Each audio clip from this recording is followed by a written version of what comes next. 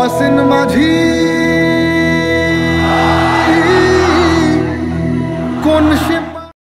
ঢাকায় সিনেমার অভিনেতা আরিফিন শুভ কাজ করেছেন বেশ কিছু সিনেমায়।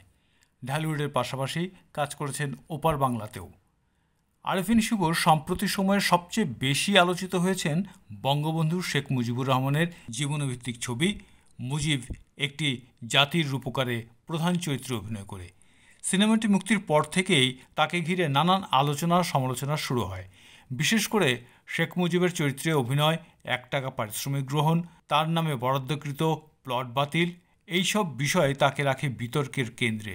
তবে বৈষম্য বিরোধী ছাত্র আন্দোলনে গত বছরের ৫ই আগস্ট সরকার পতনের পর থেকে একেবারেই আড়ালেই চলে যান শুভ।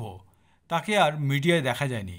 তবে এবার আড়াল ভেঙে সামনে এসেছেন আরিফিন শুভ। সম্প্রতি দেশের একটি গণমাধ্যমে দেওয়া এক সাক্ষাৎকারে শুভ জানিয়েছেন তিনি একজন অভিনেতা। অভিনেতার কাজ অভিনয় করা এবং যে কোনো চরিত্রকে যথাযথভাবে পর্দায় তুলে আনা।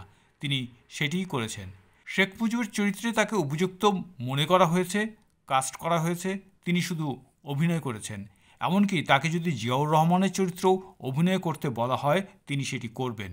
আমাকে যে কোনো চরিত্রে পরিচালক যোগ্য মনে করলে আমি বরাবরই প্রস্তুত। এ সময় নিজেকে রাজনীতির একেবারে বাইরের একজন মানুষ দাবি করে শুভ বলেন, আমি কখনো রাজনীতিতে জড়াবো না, এটা আমার সচেতন এবং ব্যক্তিগত সিদ্ধান্ত। রাজনীতি আমার পথ নয়, আমি শুধু অভিনয়টা বুঝি আর সেটা নিয়েই থাকতে চাই। এবারের ঈদে মুক্তি পাবে শুভর নতুন ছবি নীলচক্র। এতে অভিনয় করেছেন মন্দিরা চক্রবর্তী, ফজলুর রহমান বাবু, শিরিন আলম, খালেদা আক্তার কল্পনা, শাহেদ আলী, প্রিয়ন্তী উর্মি, মাসুম রেজওয়ান প্রমুখ।